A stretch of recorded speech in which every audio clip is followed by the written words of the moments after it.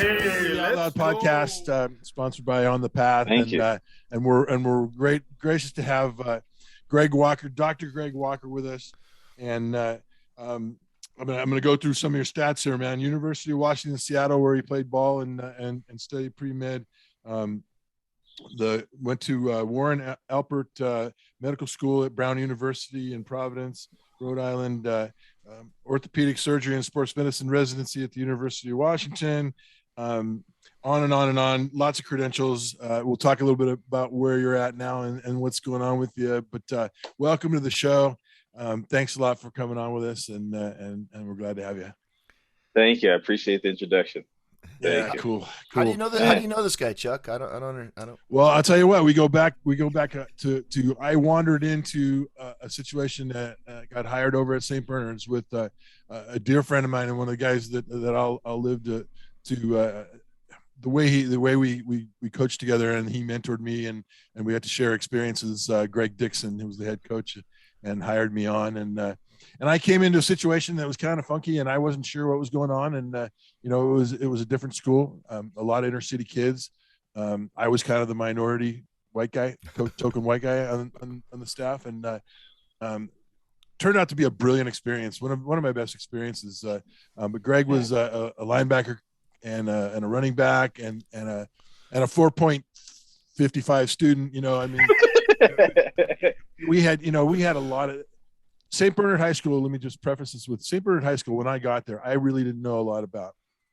And as I got to know them, got to know the principal, and got to know the coaches, and especially Coach Dixon, I understood that this was a school where a lot of kids were coming. Parents were really concerned with their academics, and they were bringing them from some of the city schools instead of going the public route, and bringing them in so they could get the education that they needed to go on. And I had never seen a more focused group of young athletes in my life, and it was amazing to the coaching was almost simpler. I probably overdid it a lot, but it was simpler because there was a lot of smart guys who coached each other and had that kind of similar bond. And as we got to know each other a little bit, I got to be able to rely on Greg as the signal caller on defense, and I was the defense coordinator, and we got to go out and do some really fun things. And over the course of a year and a half, then 2 years, we'll say, we kind of turned the mood and the mode around a little bit, and we built something special. Got ourselves deep into the playoffs and beat a number one team in the playoffs, and had a lot of fun.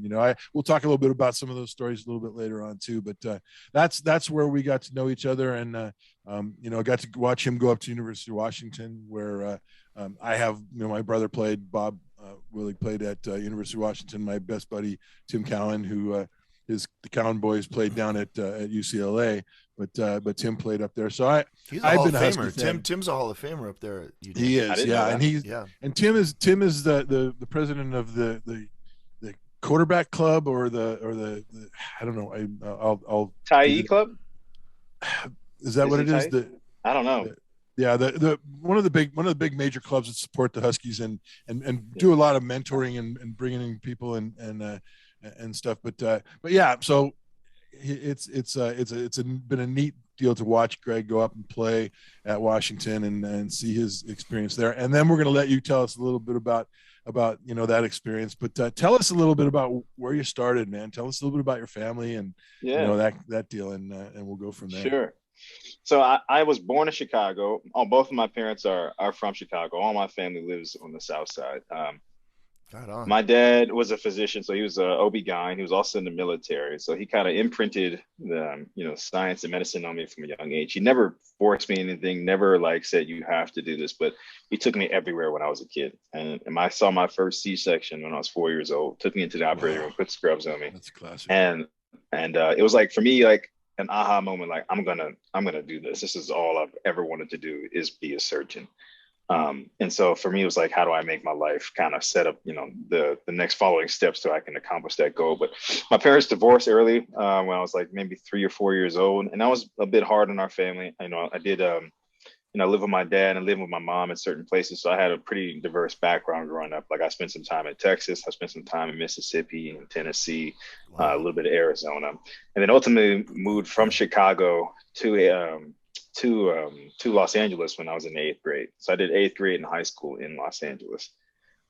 Went to St. Bernard High School. I've always been a kid that I picked up, school pretty easily. It became fairly natural to me. So I always had pretty good grades. And I think my mom and my dad let me know from early on that was the standard, that I was expected to do well, to do very well, to be great in school because they knew I had that potential. So, I couldn't come home with a B+ because they knew I had A+ potential. So seriously, like I remember getting like, if I came home with a B, it was like, okay, you're probably going to get a spanking today because that's not what we're raising. That's not what we're sending you to school, to be mediocre. And I sincerely, I really appreciate them for that. I really do, because I think it instilled something to me, which like, I felt like I just couldn't never, that I feel like I was always going to be the top person in that realm, right? That I was always going to achieve academically. And I just had to, follow the steps that were laid out before me. Doc, I think Doc, did you ever feel the pressure of that? Like, I don't know if I can get an A in physics. It's a hard class. Did you ever feel that? I didn't feel any pressure academically until I got to medical school. and it wasn't and I don't think it was because medical school was that hard. I think that was the first time I felt like the imposter syndrome, where I got to, this prestigious Ivy League, medical school, and I start to wonder, like, was I just like a big fish in a small pond kind of deal? You know what I mean? Because obviously I'm surrounded by people who've done like amazing things in life, some of the brightest of the bright. And it was just a moment, maybe for the first couple of weeks, where I wondered, like, am I good enough to be here? Can I compete with these dudes? And it didn't take me long to figure out that absolutely, yeah, I can. So that was probably like the only time where I felt pressure, like, man, I don't know if I got the chops to be like as good as I think I am. Because I'm at a semi-affluent high school, but it's all white kids, and they crack under the pressure. I mean, they just constantly are talking about the pressure to get a good grades. And I thought, well, if you're ready to roll and you work hard and you do all your work, there shouldn't be any pressure. I mean, we didn't feel pressure on Friday nights. Like we knew we were going to go out there and handle our business. And I can you speak about that a little more in case there's some kid out there? Is it just working? Was your work schedule so vigorous during the week that it all worked out on the end? Oh, man. Yeah, I mean, I think for one thing, I was very good early on at managing my time.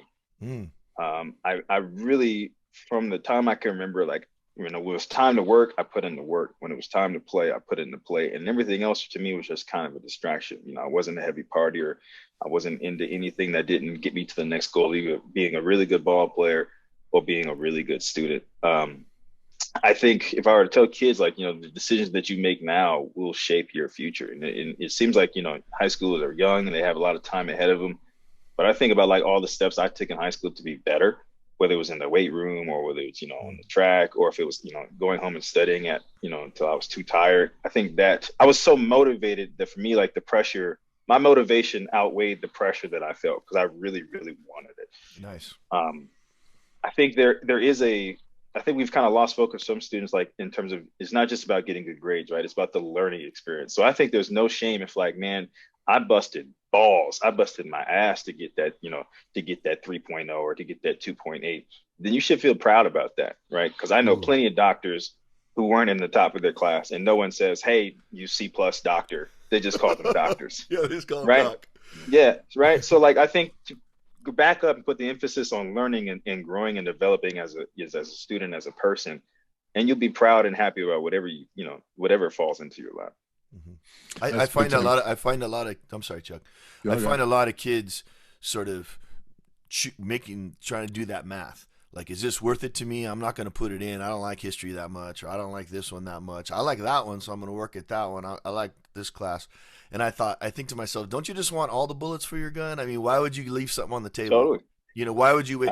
My son, he played at the school that I coached at, and he's like, all the kids are leaving at lunchtime and going home, and then they have to come back for practice. I'm like, no, you're just going to take a class. Just go take a photography class or go do something that, enrichment. You're not going home and coming back, and he's like, oh, okay, yeah, I'll go do that. That sounds fun. But other kids were like, and the cars are peeling out of the parking lot, and but taking opportunity. I felt like they were leaving something on the table, and I just could never understand that. Yeah. Well, I think you have the wisdom of many years and behind you. I think for some kids, and I don't say that to like as a joke, but like some kids, it's really hard for them to see the long-term goal, the long-term product of that, the work that they put in today. And I would see that with my teammates, right? The stereotype that they're really stupid football players. I Right. fight back against that vehemently. I knew some very bright guys on the football field, and some of them just couldn't see past the, man, I'm here to play ball, right? Like I'm like, well, okay, what happens when ball ends? Like, what do you have then? Like, have you developed the necessary network around you so you can like Right. advance in life if ball doesn't work out? You have all these people around you, Fortune 500 companies, and they just want to talk to you. Exploit that and take advantage of it. Same thing in school, right? So I think it's really hard for people to be like, man, my body hurts. I'm coming home. Like, I got a headache. I just want to, hop on the sticks and then go to sleep. I think it's really hard for them to see like, well, what happens if you put in that 2 hours of extra work, in your classroom, or that 2 hours of extra work of getting your networking right, so you can leave out of here with a solid job. Yeah. And I think that That's takes guidance, and I had that with my dad. Well, that's a big thing, watching you guys, obviously I was on the football side, and, watching what was going on, but, it seemed like there was a lot of general focus, which created a calmness, I thought, amongst you and your peers in high school wise. Did you have that secret challenges that we couldn't see from the outside? What was your real challenge then? What was the thing that really was the hardest for you going through the high school process, getting ready to go to college? I think I was challenging myself to be great at like everything that I did. Right. If with football itself, I want to be really, really good at it. And I knew I could be good at it if I put the work in. Same thing with school. I know I want to be really, really good at it. I wanted there be like no question who was the smartest kid in the class, like who was the best kid on the field. And even the things that I did that weren't that, like, I did theater at St. Bernard. I started a musical there. I did choir. I just wanted to be really good in everything I touched. And my dad always told me, like, if you're gonna do something, be great in it. Don't do anything half-assed. And I just kind of wanted to always put everything that I had into whatever I did. In terms of like internal challenges, I don't know. I'm struggling to think of any that were like in high school. Like college is different. Good. College there was definitely some struggles there. Kind of like man up moments there. But high school I think was a good time for me. Yeah. Well, tell us a little bit about the transition then, and talk a little bit about moms and what was her influence during those times, getting ready to go off to college and play ball, obviously, and had a Yeah. big idea about studies. Tell us a little bit Yeah. about her. So me and my mom, we didn't really have a great relationship throughout, I'd say, like grade school and high school. Me and my mom became closer in college when she started coming to my football games, and as she got closer to my girlfriend at the time and my soon-to-be wife. I talk to my mom a lot now. I think I talk to my mom probably more than I talk to my dad. Just probably just talking about life in general. She's had, her mother recently died, and so we've just kind of connected more so on like a family and spiritual level. She's also a believer. In terms of like going to college, right? So I felt like I was pretty prepared for it, just academically. For my thing was going to be the ball. Like, am I going to be good enough to play at this next level? Oh, I wow. figured I would redshirt, right? So I came in under Tyrone Willingham, had a disastrous season, right? We went 0-12, which for me kind of mirrors high school. When the varsity team, when we first got to high school, went like 0-10 or something. So it was like a very similar deal. And then here comes in a new coach that you don't have, any relationship with the new coaching staff. Things are totally different. And I found it to be challenging. I started the first game against LSU, had a bad game, gave up 2 touchdowns. One was a corner blitz, probably like on the 40-yard line. We send the corner. I'm playing safety, so I'm getting over the top, and our linebacker doesn't cover the curl flat. So it's me 1-on-1 with this D1 receiver at LSU. Hits me for like, a move to the crib. And then another one, I can't even remember it, but it was also like a, 1-on-1 woo, woo, woo, to the crib. So I think it killed my confidence. Oh, wow. It really killed my confidence. And I remember the next upcoming week, they're like, oh, we're going to start working on new guys. And I lost the starting role. I'm still playing in every game, but I'm not the starter anymore. And I struggle with that. I struggle with that a lot, just thinking that, one, I wasn't good enough, or two, that I wasn't getting a fair shake, because I would watch some guys get in front of me and they would make mistake after mistake after mistake, out of position, not knowing the playbook. But they would get the time. I wasn't one of their guys. I'm not there to be featured. They're going to get their guys rolling, get their guys ready to play over the next couple of years. Yep. And I resented that. And it was, I thought about transferring. Talked to my wife about it. Yeah. And ultimately, I think I decided to stay. I just didn't want to be known as a quitter. A little bit of feedback. You guys can hear me pretty well? Yeah, we're Yeah, good. we're good. Good. Can you still hear me? Yeah. Okay. Yep.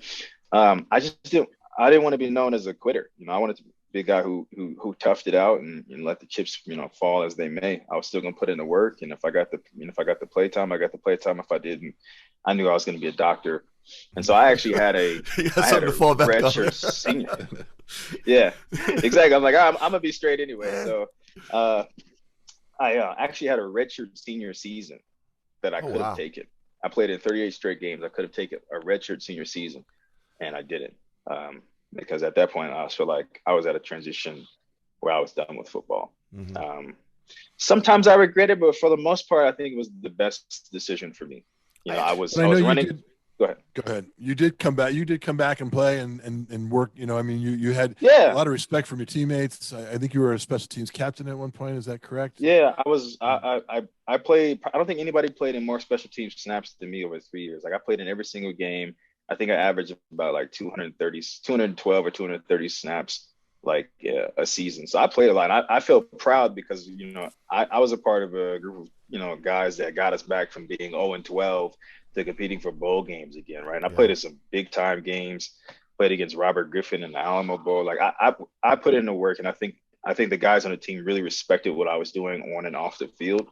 And so I feel like I became, a leader, one for the younger group of DBs and also for the special teams. I think I was captain maybe like probably like 6 or 7 times at the University of Washington. I was special teams player of the year twice. I was scout team player of the year my first year. I think I was all Pac-12 academic team like twice. So I had a great career. I really did have a great. It wasn't what I envisioned, when I first got to University of Washington, thinking I was going to be, I was going to be eventually be the guy. You know what I mean? So I think ultimately that was good for me. I think it built some character inside of me. It kind of showed me what I was really made of when things get hard. What kind of person do you want to be when things aren't going your way? So I think I'm proud of what I put on the field at the University of Washington. Something that resonated that you said was, you knew you were going to be a doctor, and I had that same experience. When I was in high school, I knew I was going to play in college. High school was very, very, it was just a step, and I enjoyed it, and I took everything I could from it. Coach Willig was my coach, and it was awesome, and picked his brain and all that. But then when I got to college, I was in the same situation as you. I was like, dang, these dudes, those are grown ass men. Some of these guys are married. Some of these guys have giant beards and stuff. I'm like, who are these guys? Yeah. Do I belong here? I told somebody the other day, I think I told my wife, I went to NAU as well, 1AA. And I told somebody the other day, I was like, man, I should have just went to like Occidental, like Division III, and got my education and just rolled it out and played, tied up my shoes every Saturday and went out in the afternoon and had a good time. And just for the stress of it all. But I think that there's that little thing that says, well, I wasn't going to play pros. This was my max. And I had, when I was being successful in high school, there was no max. I knew I was going to blow right through that. And Right. you kind of mentioned the same thing. You're like, yeah, I'm kind of here, but this is the last stop.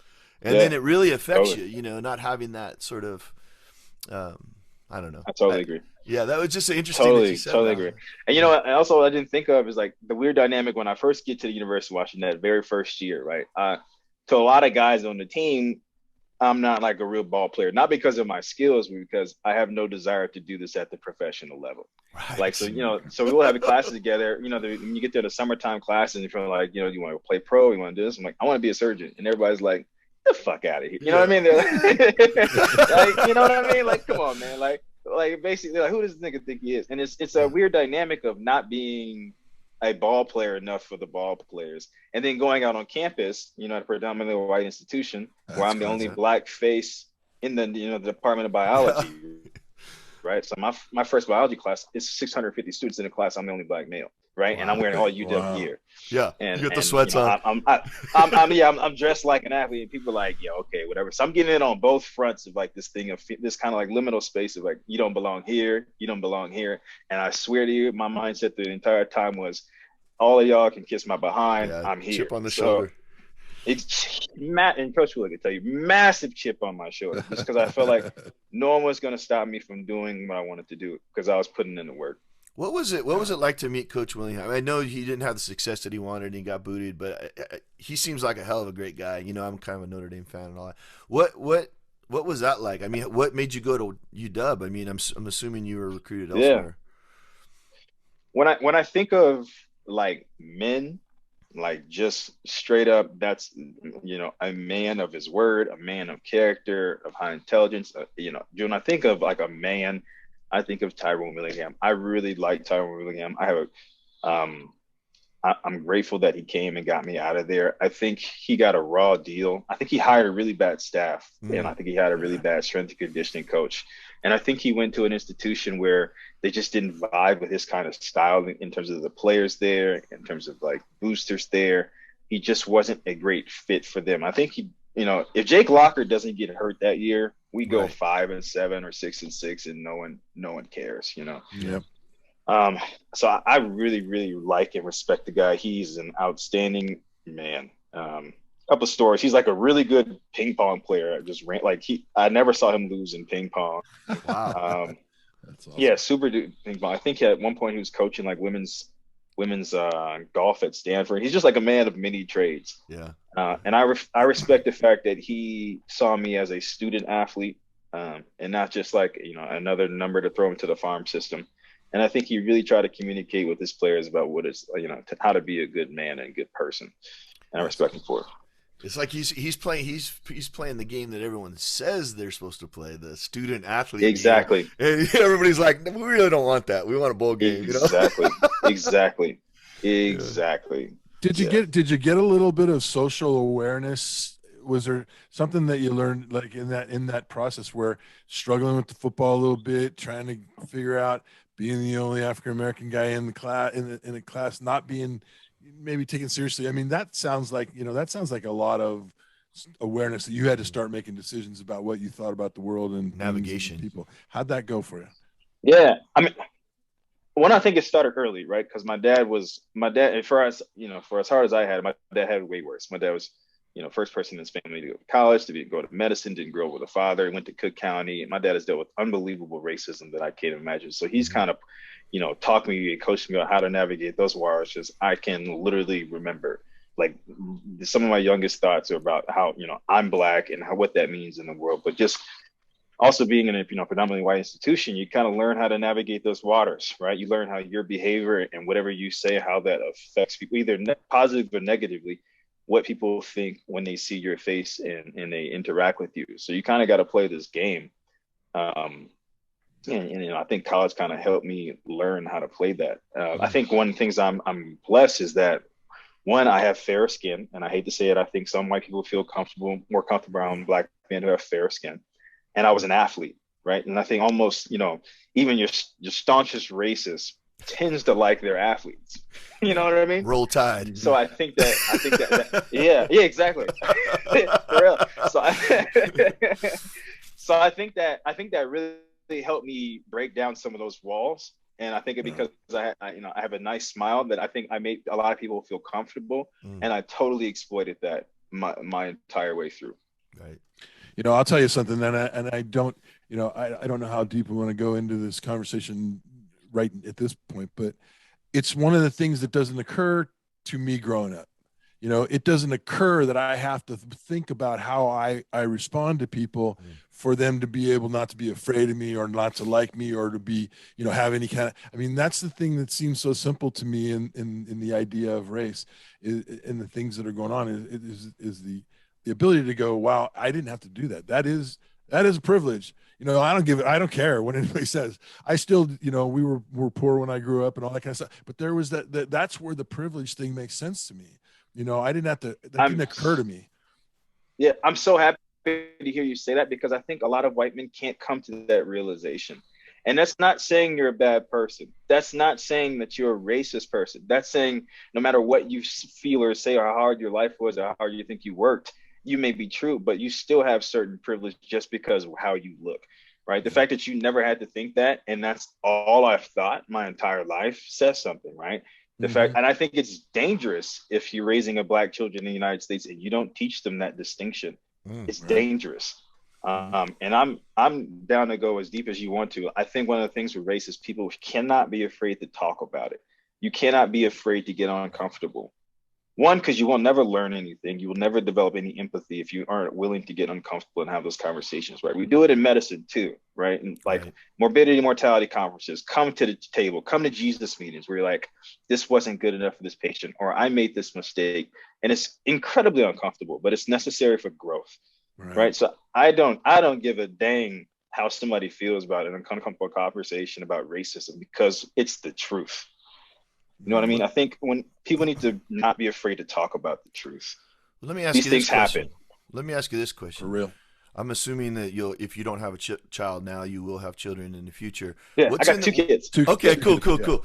So Yeah. what's in the toolbox for those kids? What are you going to provide them? What hammer, what nail, what screwdriver to navigate race in America? What's your 5 tools? Wow. Oh, that's Well, I deep. mean, you just do it, or you do it organically because your Whoa. dad was good with No, it. no. Yeah. I love this question. It's just a deep question, and because it's something I think about every day, right? Like, how do I raise my children safely in this country?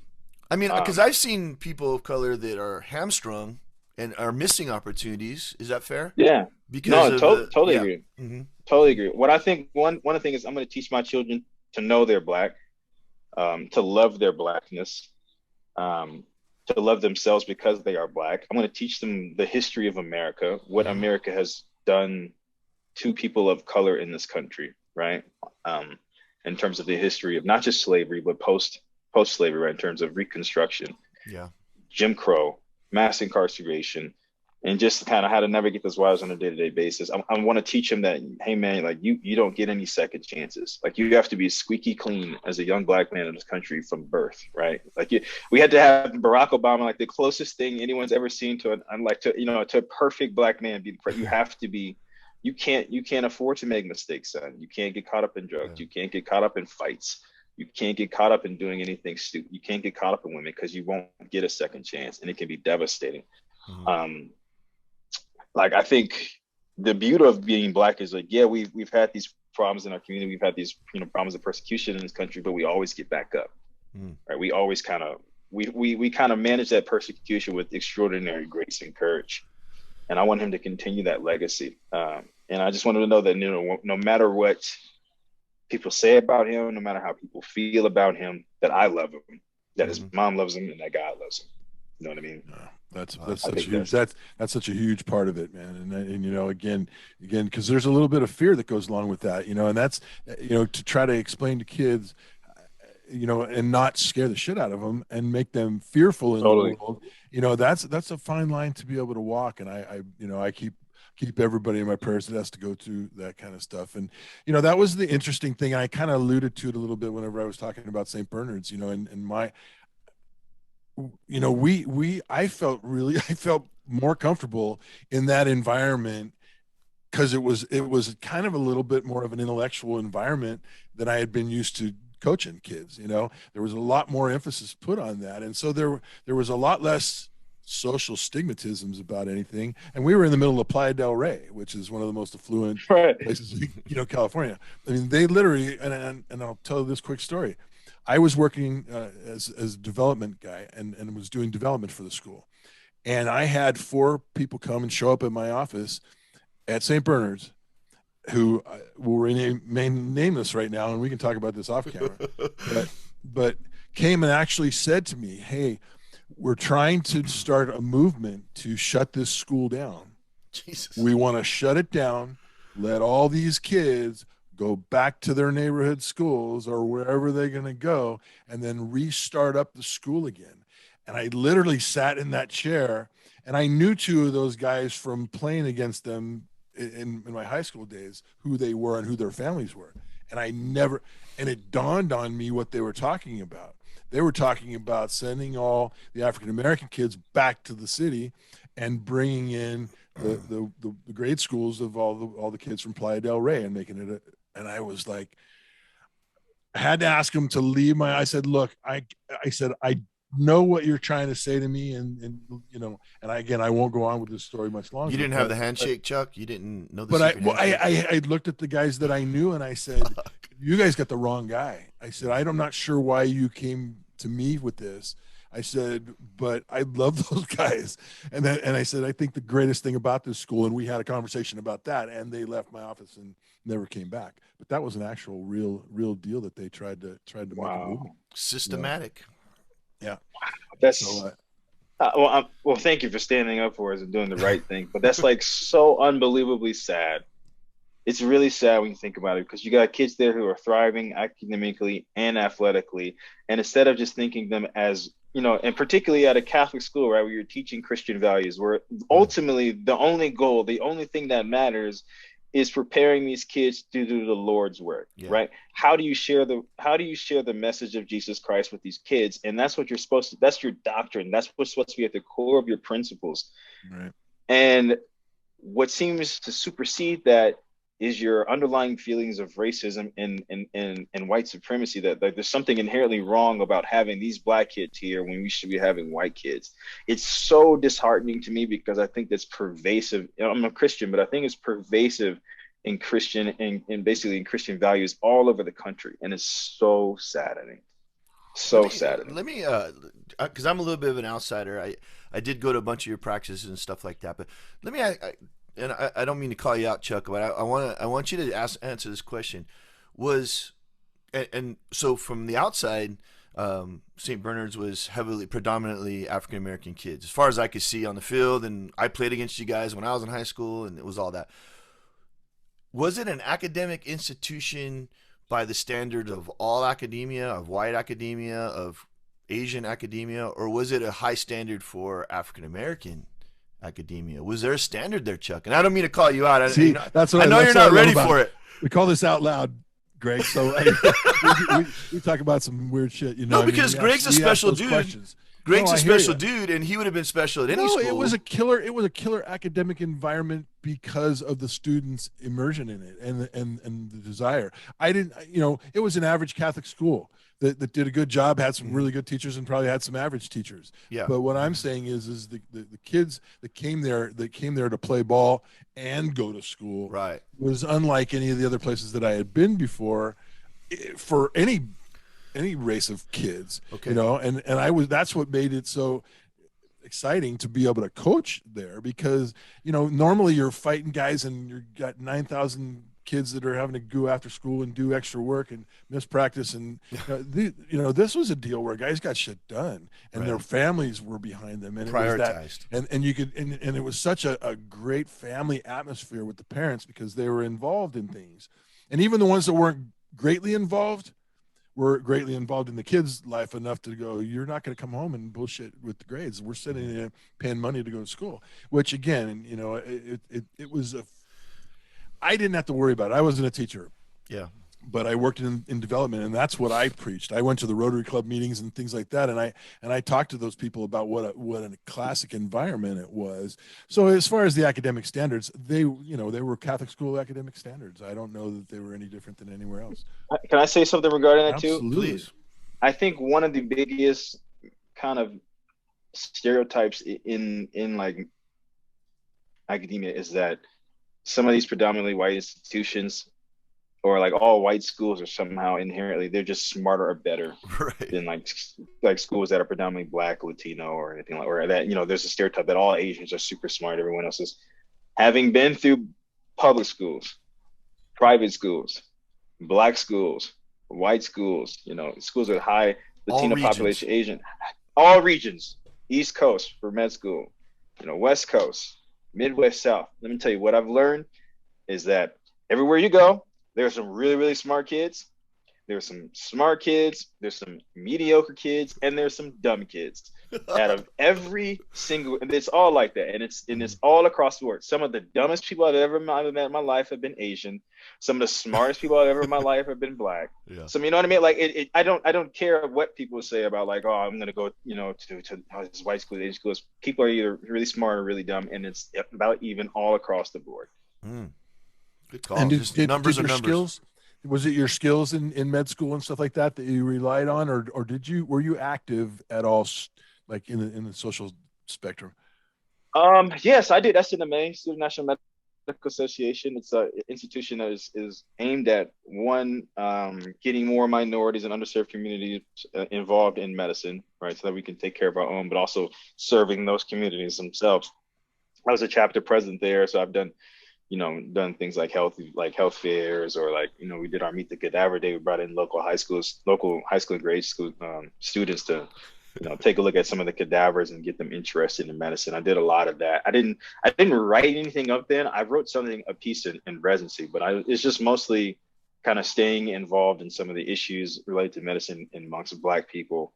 And I've always been, a guy like I frequently listen to the news. I frequently read. I did a lot of reading about, like I think in med school I read, oh my goodness, I can't think of the name. It'll come to me in a second. The New Jim Crow, which I think everyone should read that book. Transformative. So that was always in the back of my mind. Right? I've always been a man of my people, where I want to do something for Black people. I want to be that person that is a leader in my community, essentially. In terms of like med school, I always thought med school was easier than college, because college is like, how do I balance being a D1 player and getting the grades? Med school, I'm like, oh, all I got to do is study. Yeah. Oh, this is easy. Yeah, you know what I mean? I've been doing this my entire life. This is the easy part. Right. Yeah. Where does optimism fit into your parenting? I mean, is there room for that? I know sometimes we look at optimistic people and we think they might be suckers. At least I do. I'm like, that guy doesn't really know what's going on. That guy doesn't know that there's evil around the corner. Like, where does optimism fit into raising your kids? I don't think you can read the Bible and believe it and not be optimistic, right? Okay. Like, there's so many examples of the worst human beings, murderers, rapists, turning their lives around. And so I don't think racists are any different. I don't think that necessarily that they can't be changed. I think sometimes it takes an extraordinary, spiritual thing, but I don't necessarily go about in life like it's all downhill from here, or it's so much injustice in this world, we're doomed. I don't think that way. And I think of, what year would I rather live in 2020 or 1920? I think most Black men won't have to think twice about that, right? No. Like, that's not even it's not a question. So I think things are getting better. They can always, we can always do better, but I think things are trending in the right direction overall, because it's just better for us now than it was 100 years ago. And I think things will be better for my children than it was for me. Do you think it's okay for if you have one child that's very serious and observant and another child that's happy-go-lucky? Do you think any of that stuff sort of matters in their survival? I'm not sure. I guess I just have to see what it's like when they get a little bit older. My son is 3 and my daughter is 1. Yeah. I just think they have to be aware, right? Like, yes. As long as you're aware, like the kind of attitude you go about in life, dealing with some of these issues, that's on you. But I just don't want you to ever be caught off guard, Right. So I'm not quite sure yet. Well, there's a lot of fun time to be had to get it all figured out, and that's the beauty of being able to. I'm looking forward to provide a nice life for your children, and give them an opportunity, to see and do things that a lot of kids don't get a chance to do. And how do you deal with that thought process from a standpoint of, well, Greg, you got to deal with stuff like everybody else, but you're kind of in a little higher, more affluent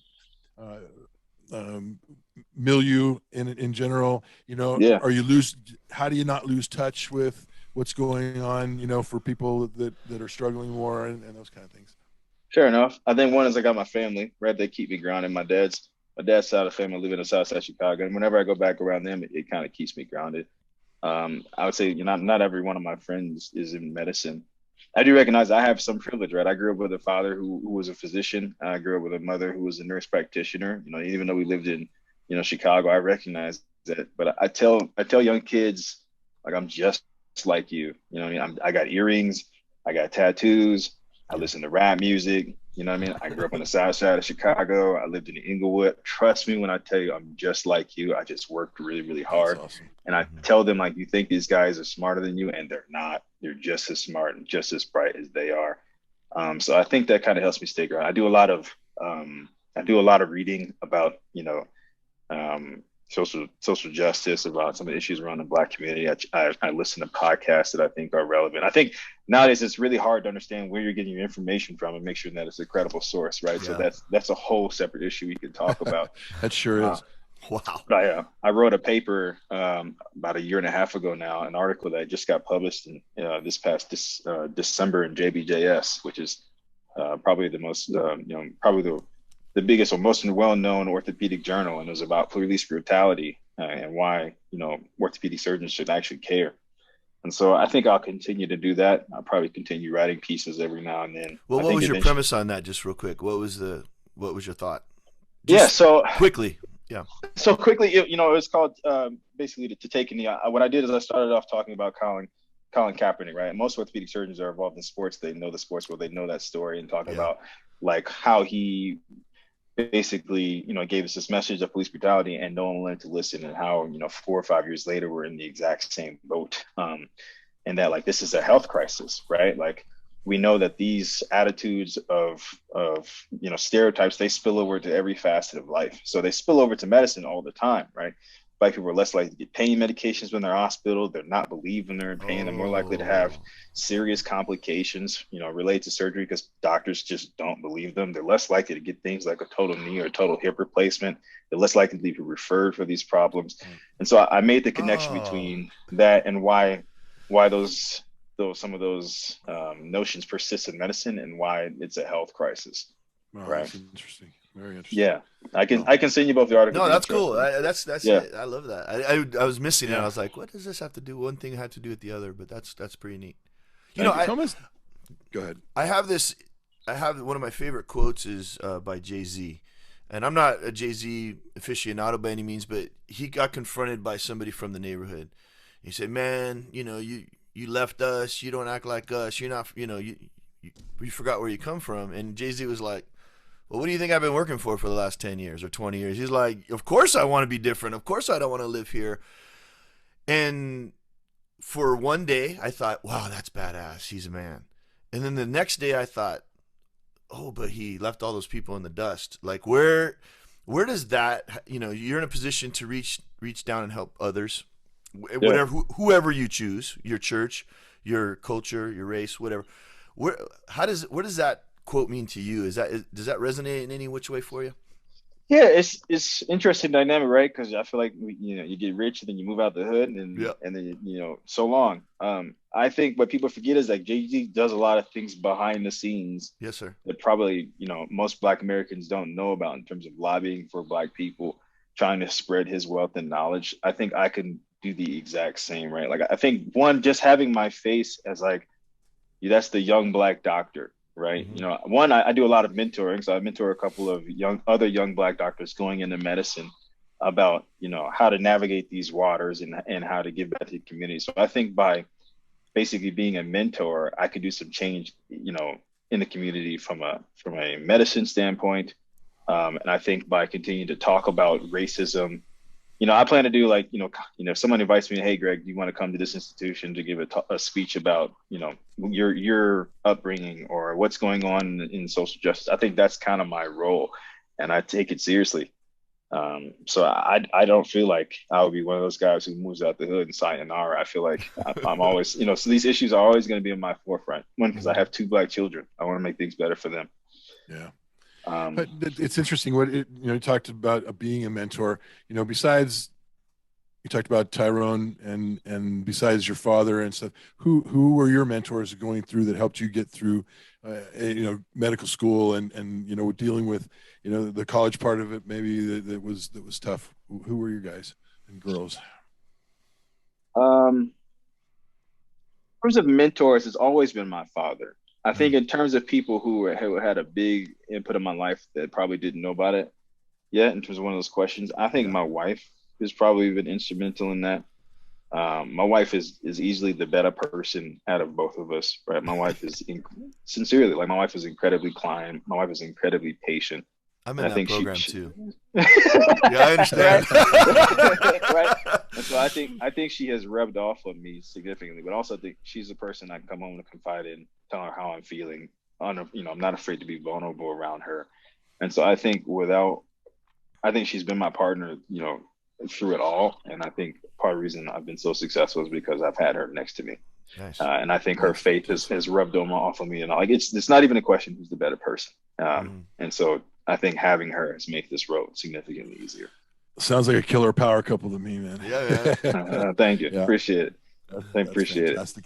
Talk a little bit about how what you've done is not easy, and for the most brilliant people in the world, the work ethic is still part of the equation. Talk a little bit about how your athletic training and your academic training kind of work together. What from the athletic world did you bring with you that kind of made you maybe moved you ahead of some people who didn't have the athletic experience that you did? Was there a parallel at all? Totally. I think the time management thing, right? Like, how do you balance? You have only 24 hours in the day. You got to balance, doing your work. You got to balance studying, getting prepared for presentations, things like that. And I think being a student athlete before, for me, it was just like duck to water. I think sports teaches you to be focused. And I think it teaches you to be prepared, right?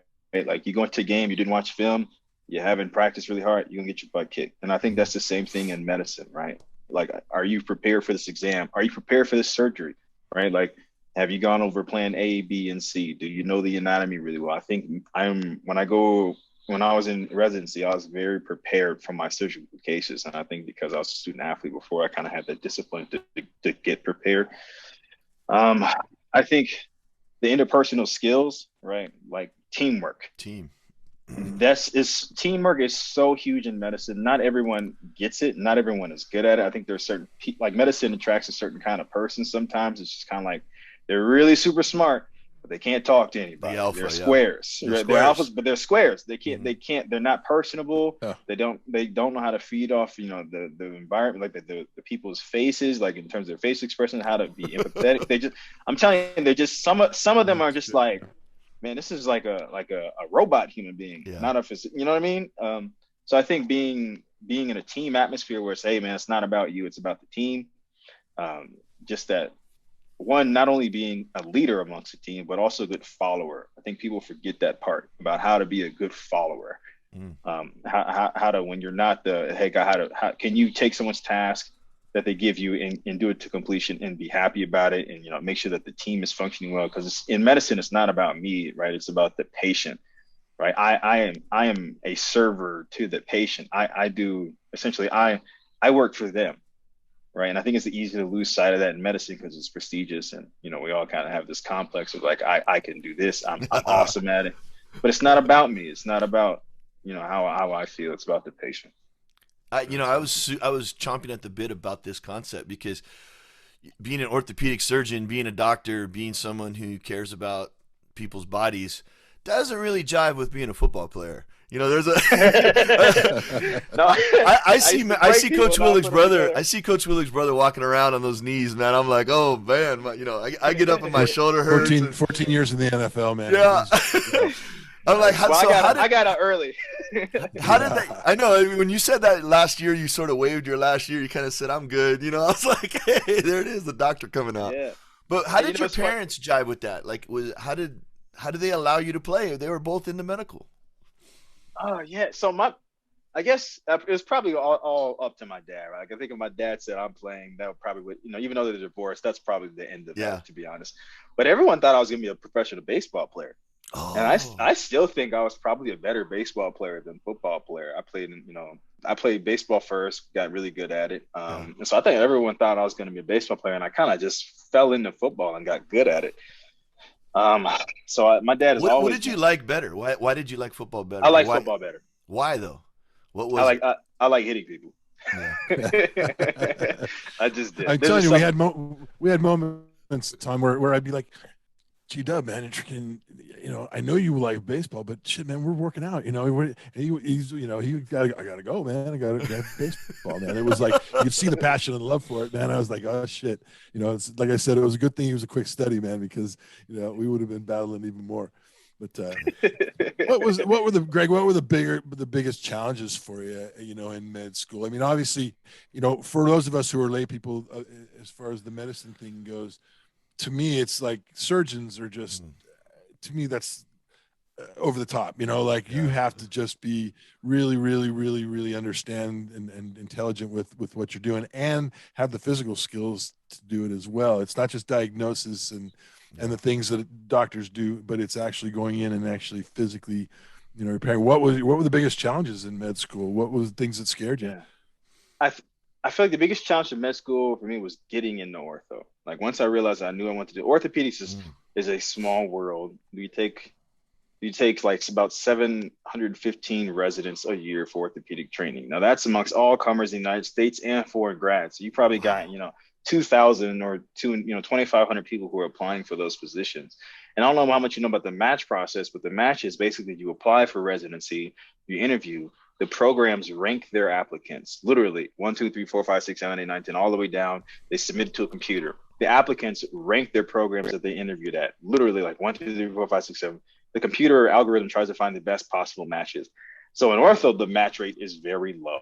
So in order to make yourself like an attractable applicant to get ranked really high, you gotta crush your boards, your orthopedic board. So I think your medicine board. So I think for me, studying for that was pretty stressful, trying to get the grade that I needed. You got to crush, you got to honor your classes, honor medicine, honor surgery. You do these like tryout periods where it's like a sub internship. So basically I rotated, I left, Brown, and I went to at first UT Southwestern. You do 4 weeks as a surgical, essentially sub-I or an intern on orthopedic service as a tryout. And it's exhausting. You may be up, 40 straight hours, and then wake up, you get 6 hours of sleep, and then go back and you do it again. So you're like, that was pretty challenging. It's just like, it's a grind to get into orthopedic surgery, like having the the research. And so I think for me, that was like the hardest part, like checking all the boxes to try to be the best possible applicant. That was probably the most stressful thing because I knew I wanted to do it. And I know if you didn't match, your odds of getting in that are incredibly low. So thankfully was Brown on top for you, or was it somewhere? No, actually University of Washington was my first choice. Okay. It was my first choice, and thankfully I got it. Brown was probably my second to last. Was Brown the med school, or Brown was your? So Brown has a medical school, which I was at, and they also have an orthopedic surgery training program. So you went UW, you went Brown, and then you came back to UW for UW. That's cool. Back home. That's cool. Exactly. Yeah, back home. Back to where my friends and were, and so it was a comfortable environment there. Nice. Nice. That is scary. Yeah, my brother, my friends, UW for life, man. It's really a cool deal. The guys that played up there that exist in that social milieu now, the networking is just amazing, and it seems like there's a lot of love up there for the UW. Totally. Go ahead. No. I just was gonna say I took my son up there. I took him to a bunch of colleges, and he fell in love with UW. Like if he had his choice, he would have played at UW and would have lived there and never left. I mean, there's something about it just walking around. Yeah, It is. I mean, I think the culture there that they've had, like the history of that program, just being in Seattle, it's a special place. I feel real bad for those Washington State guys. That's sad. Pullman, that's gross over there. I personally have never lost to Washington State. I remember landing in Pullman being like, this is the most disgusting place I've ever awful. Seen. Yeah. I'm like, why would anybody come here? Let's just beat they behinds and leave immediately. The high desert. Man, it was like freezing. They had to like defrost the plane before we can get out. I'm like, oh man, I don't ever want to come back here. Oh no. In orthopedic surgery too, less than 3%, and it's an all white man's club essentially. Less than 3% of orthopedic surgeons are black. Wow. It's an all white man's club. It's probably I think it's the second least diverse specialty in medicine. And I'm a black guy, so I'm like, okay, I got to go in here and convince all these old white guys to like me and want me for their program, right? Yeah. And not only doing that, but I also got to find a safe program to where I'm like, I don't want to go to a place where like the moment I leave the hospital, I got to worry about my safety, right? I will never go to Tuscaloosa, Alabama to go. No, it's just not going to be. So kind of find those programs where like, hey, have you had black residents here before? Did they graduate? What was their experience like? That was also pretty challenging. So I mean, I think my year there was probably less than 15 black people that were accepted for residency programs. I have this fantasy, doc, that at that level talent's the only thing that matters. And I know that's a fucking bullshit thing, but Honestly. I was hoping, it was just about talent at that level, No, Like it's it wasn't definitely football. not. You guys are at the pinnacle in football. They didn't care, but I think it's a racism bummer. is pervasive in every aspect of our society from top to bottom. I think just because you're in an area where everyone is highly educated, and just think about I don't know how you feel political alliances. A lot of highly educated people voted for Trump, both Yeah. times. A lot of doctors voted for Trump. So I don't think just because you have a degree now and you treat people every day doesn't necessarily mean some of those stereotypes and attitudes go Yeah, away. but they just did that because they thought it was a stock portfolio situation, right? And not only that, like white guys, no offense, like white guys get jobs all the time that they aren't qualified for just because they knew somebody, or their daddy was a somebody. So I think in medicine, racial stereotypes are still pervasive. Mm-hmm. But Well, God bless you. God bless you for busting through and being where you're at. Thank you. I'm proud. I'm really proud to know you and that, the man that you've become, and again, the things that you've done that I can, to be able to have the kids and the people who listen to our podcast. We're not huge, but I think the people will really truly appreciate that part of it. We need some Pacific Northwest love. We need some subscribers up there, some purple subscribers. Yeah. I could put you on. I could put you on. I could definitely put you on. I tell you, we're gonna bring in Just Jackson on, and he's coming on with us next week, and we're gonna talk to him a little bit from up in Boise. But I think again, coming full circle, I think that I'd like to touch on before we go into the family stuff and talk a little bit about the real happiness and the joy of your family and stuff.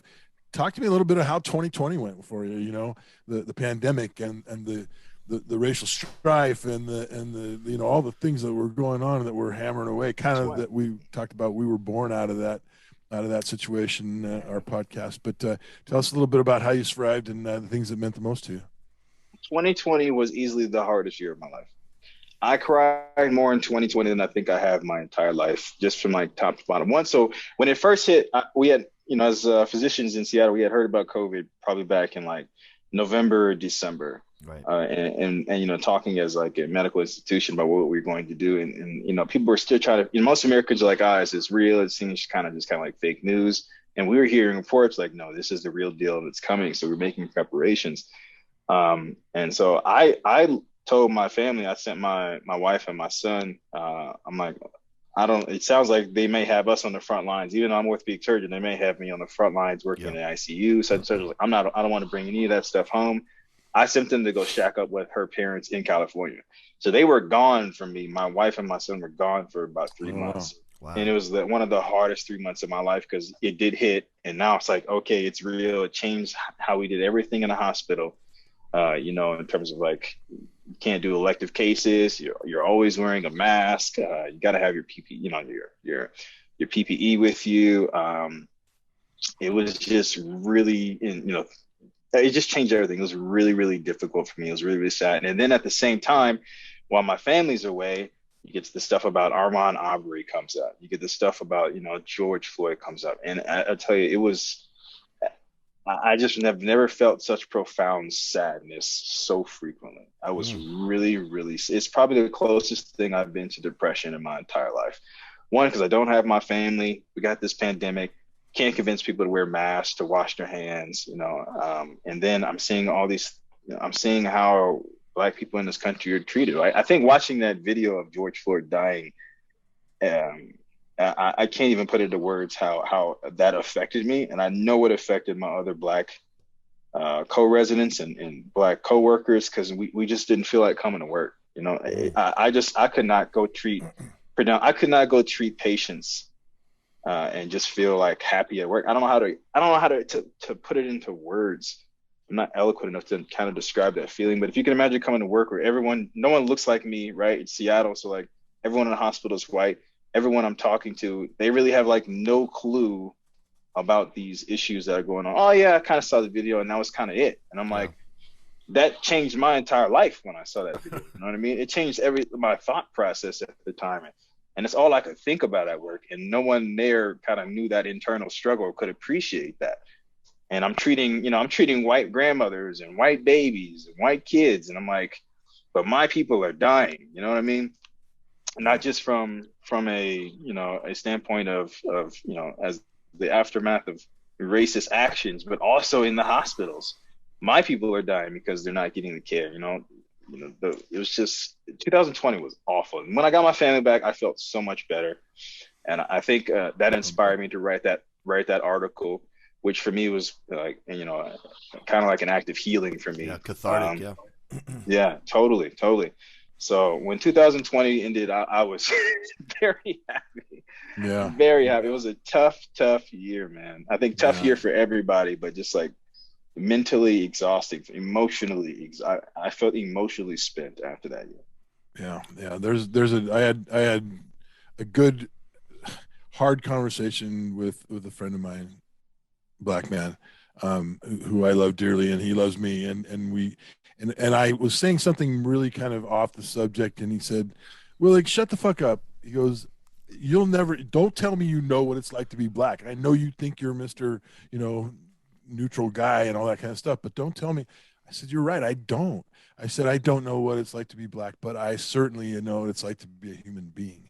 And to see the Right. human beingness of it is where I think I'm connected, or we're connected, and people of different colors are connected, in the humanity of it all.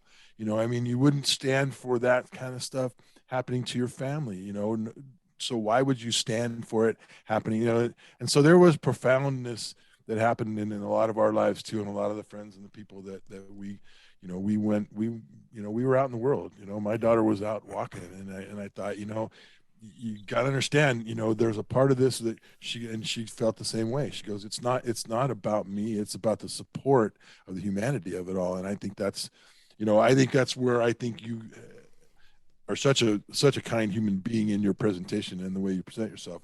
I think there's a whole world out there waiting for you to speak out and be that leader that I know you will be and are to some degree. So I'm happy that you get a chance to talk about it a little bit here. Thank you. Yeah, we were marching too. Like, I had my wife had my son out there marching, and I'm glad that not just black people were up in arms about some of these events, that our white brothers and sisters kind of got up in arms about it too. Because I feel like if you watch that video, you can't be the same. You just it's can't. The end of the innocence, isn't it? Yeah, I mean, just think this officer. One, this is not an uncommon thing, right? This was just videotape, but this officer did this in the middle of a highly populated city in the United States of America in 2020. He did it surrounded by children, right? Who told him that this guy isn't doing well, and he looked him in the eyes and essentially said, "F you, I can do this because I can." And I think that type of evilness, unfortunately, is pervasive in some of our police and some of our police officers in the United States. And worse than that, it's not just those individual bad apples, because I think for overwhelmingly most police officers in the country are good men and good women who really want to do right. But this notion of silence, not speaking out against horrible things, like, to me, is the bigger problem, where you won't hold each other accountable for effed up things that certain people do. Because you can't do that in any other aspect of life, right? I can't do that in medicine. I'm morally obligated. If I know there's a surgeon or a doctor out there who's harming somebody, I'm morally and legally obligated to shut that guy down or to bring that to attention. So why don't we have that same kind of, why do we have that same expectation for our law enforcement agencies, right? Like when Breonna Taylor was murdered, I don't know if you got a chance to see the police report. It was almost entirely blank, right? It says she had like no bodily harm. It's like, why is it? That means that had to go through a certain level of checks, right? The officer had to submit that. His superior had to okay that. You know what I mean? Like, why, when you go up the chain, where's the leadership that says absolutely not acceptable? We're stopping this here. I won't allow that to happen anymore. We're going to be men and women of outstanding character, and I won't let that kind of, you know what I mean? That's to me the more infuriating part and the scarier part. That it's kind of like, yeah, I see what's going on, but yeah, we'll just kind of ignore it and hope it goes away. That's the frightening part about the politics of what the way it is now. It's almost like we've gone backwards so far that anything now is acceptable, and we have to, you know, be politically correct to the people that aren't politically correct. I mean, it's insane to me. I don't understand how, I've said it on this show a couple of times. Yeah, let's fight. Let's civil war this thing up, because fuck, it's as bad as it's gotten in my lifetime. It's as bad where people have drawn the line of things that are just so outlandish, and the things that are coming out of people's mouth are wrong. It makes me want to fight against it. So. I feel you. I get that. Totally get that. So what is it about? You see us coming out of this a little bit? Do you see things getting any better? Are we seeing? I think things are gonna come to a head.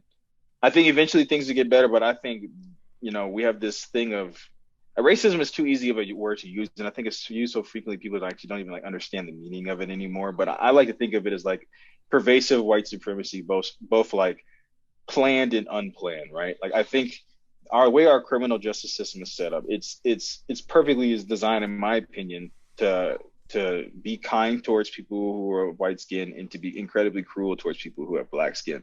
And I think there's this thing of like white fragility and white rage where some of the bad things in life are being blamed on people of color, and it's becoming more and more acceptable to blame them on immigrants or blame them on the scary blacks who come in, who ruin your neighborhoods, who commit crime. And I think a lot of these people are feeling empowered by a government that supported those notions, with the Trump administration. And I think that combined with a distrust of leadership in government, where you can say, you know what? No, actually, my side won. You guys cheated. I think that is going to be a real problem that's going to come to a head. I don't know how it's going to come to a head, but I feel like a major conflict is coming. And I think if we come out on top, I think things will be better in the long run. But it's pretty scary, man. Some of the things that you see on television, things that people are talking about, it's really frightening. Like January. Go ahead. No, not at all. I was going to say this sort of the same vein. I feel like one of my biggest successes, and it's very, very difficult thing, with your self-esteem and stuff, but, I hold myself accountable. I know I'm not perfect. I start there. I know that I'm very, very flawed. Anybody that wants to read my biography would be interested in, oh yeah, this guy's a complete mess. But yet I'm in the classroom with the kids, and I've been married for 25 years, and I've raised a couple boys, and I've mentored hundreds and thousands of football players and softball players. Like, it doesn't make a lot of sense, but I think it starts with sort of saying, well, I'm not perfect. So let me start by, and for me, it comes out as self-deprecating humor a lot. I kind of make fun of myself. I say I got a big head or this or that, but I think that's gone. I think it's red and blue, winner take all. It's no united. There's no middle. I always think of myself as the middle. The people that I talk to think I'm super liberal, but I feel like, I'm universal health care away from being a, more conservative fella. Like for me, if we had universal health care, for instance, that would go the farthest. When you don't have to worry, your mental health, your physical health, it's strictly from my experience.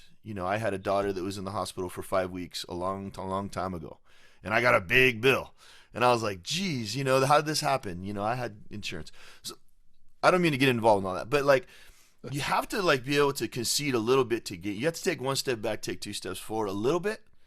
And I'm not sure that any minority group has that ability anymore. I think it's very difficult for African Americans to take one step back to take two steps forward, because you've been pushed back quite a bit and things have been unfair, and you have to trust to take a step back, don't you? I got to trust you that you're going to let me take two steps forward if I take one step back. Man, I can't imagine any folks feeling that trust anymore. Yeah, you bring up a valid point. To me, what comes to mind is like, I think of Martin Luther King's like letter to Birmingham jail, right? When he's writing about the white moderator who says like, yeah, we believe you. We know what you're saying. We think you're right, but like, I don't like the way you're going about it. You just need to take more time. And I think Right. black people are like, time's up. Yeah. You know? Yeah. And I get that frustration. And I think that does bring you to a place where you're like, there's no middle ground. It's our way or the highway. And I think as human beings, that's probably not the direction to go for anything. But I understand because I had a conversation with yeah, somebody. I don't mean to interrupt you, Doc. I had no, this no, conversation the other day about this person, and he's talking about gun control. We need yeah, gun control, gun control, gun control. Well, I have a gun, but I also know that if every minority had a gun legally, concealed carry, whatever, there would be a whole shit ton of freaking gun control.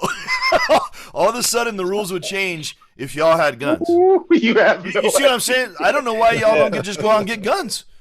The people in Because there line she should is. be the minority. Yeah, well, But think you about it know, this way. Imagine this. Imagine a black kid from Compton, a 17-year-old kid, right? They won't call him a kid. When we're 17, we're grown ass men. oh, you're a grown ass But man. Yep. yeah, but imagine a 17-year-old kid from Compton goes and buys an AR-15, drives over to Orange County to a Trump rally, says he fears for his life, and then shoots two white kids. Can you ever imagine a world, one, in which he makes it out of that day alive, There or is no, yeah, two, where he's not guilty? right. No one, I don't care how equal rights you are, no one believes that would be the It's case for a young black. absurd. It's Yeah, it's absurd. absolutely absurd. Yeah. It's Yeah. absurd. The Yeah. double Somebody standard said is there's going to be riots in the street. I says, no, they're not. They're white kids. You know, nobody's gonna be screaming one way or the other. It's going to be the people yeah. that are always screaming about it, no matter who it is. You know, Well, I think it's my tough. point is, Chuck. My point is was like I had this MLK vision. I have this Martin Luther King peaceful protest, Gandhi, all this stuff, and I'm like, maybe I should revisit Malcolm X because Malcolm X says, arm these kids. You know, arm these people. Handle your business. Protect yourself because you're not getting the same. I'm sorry. I don't mean to digress this whole No, no. conversation. I just I feel feel you. like Trust what's me. the path? A lot of black people feel the same way at this point. Where we're so frustrated. We're just like, F it. It's time to throw hands. I think ultimately it's the wrong move. One, because we're horribly outnumbered, right? We're Yes. only 15% of the population. And I guarantee, well, and just think of 6,000 black people had stormed the Capitol on January 6th. Like if 6,000 Black Panthers, they would all be dead because they drop a bomb on that building before they let us take it, right? And I say that actually dead serious. And I just think that if we respond in kind with violence and threats, it's been tried before and it's been shut down immediately. You know what Yeah, I mean? but the Panthers are responsible for all the gun laws in California. You know, They're responsible for when all they the had gun the laws, but shotguns. they're all dead, Well, yeah, I'm sorry to say right? that. Yeah, you're right. Yeah, no, they may have gotten some things done, but in the long run, they were all killed and their families were killed, like bombs in buildings, shot on sight. So if you go that route, you might bring some change, but you better be willing to sacrifice Mm, everything you love for it. that's And I'm interesting. not sure if I'm willing to sacrifice my children for that. Well, and Not I'm going to that way. keep. I'll tell you what. I'm going to keep praying, and I know we all keep praying that again that the humanity of it all rises up. I'm under the impression a lot that Tommy and I talk about this. 10% on one side and 10% on the far other side get all the 90% of the juice and all the 90% of the TV time, and there is a middle that I still believe in of people that are going to rise above this and fight through it because otherwise we're doomed. And if Yeah. we don't, and I believe that I in believe you too. humanity, I do. And I'm looking for big things from all of us come 2022 here. And it'll be nice to get ourselves through the holidays here and have some Yeah. fun stuff. Tell us a Amen, couple bro. things about your family, man. You know, you got this Yeah, beautiful family. my You know, wife is fine. I met my wife. I met her By all first. definitions, she's fine, right? Yeah, exactly. I met her first year of college. We started dating second year of college. We've been tied at the hip ever since. My son Cool. Kelly is 3.5. He is a big kid. He's going to be much bigger than me. Much bigger than me. We'll see if he's got some dog in him, but he's built like a gladiator already. He's gonna be a big kid. He's so freaking handsome. I look at him every day like, man, you're gonna have it all, son. My daughter looks like a little doll. She's 8 months old. This daddy's girl. Yeah. She's completely soft in my heart. So in the Mickey Mouse outfits, man. It was awesome. Oh yeah, thank you. That's my little girl, man. They are my son he's a very sweet kid. He's a very thoughtful kid. People tell me that all the time. Like, your son is really, really kind. I think he's a great person, which makes me extremely proud. So, we're just doing our thing. I'm actually in Reno. I'm in Reno, Nevada right now. This is like my last year of surgical training. So I'm doing a fellowship in foot and ankle surgery. So I did orthopedics for 5 years. I'm specializing in foot and ankle surgery. I'm in Reno for 6 total months. Then I go to UC Davis. I just interviewed at a job recently in Tucson that's looking very promising. That I'm pretty sure that eventually I will. I'm strongly considering taking that job and signing it. Nice. So life is about to get significantly better for all of us, and I'm excited about warmer, that. Doc. Significantly warmer. You ain't lying. I am done with snow. I'll never go back to snow. I have no desire to do anything snow related for the rest of my life. You're sitting in the house with your jacket on right now, Yeah, I'm good. I don't want to shovel anything. People are like, "Oh, you want to go snowboard?" I'm like, "Nope, I'm good. I don't want anything to do with that." So life is good. My dad is really good. I've repaired a relationship with my mom. We talk a lot. I'm close with my in-laws. I look at Coach as when I think of also like a strong man of God, so I have a really good relationship with my father-in-law, with my mother-in-law. We're in a good place right now. We'll probably try to have another kid sometime soon. So life is good. Where does your in-laws live? Where do they live? So he was the head coach at Washington for 15 years. He got fired, went to Arizona, and then took a head coaching job at Pepperdine. So they're in Malibu, and they live in Calabasas. Yeah, that's cool. They live in Calabasas. Yeah, I look at my son like, you spoiled little kid. You got grandparents living in Calabasas that are gonna take you to games in Malibu. Up there with the Kardashians and shit. You're right. Yeah, I'm like, you spoiled little boy.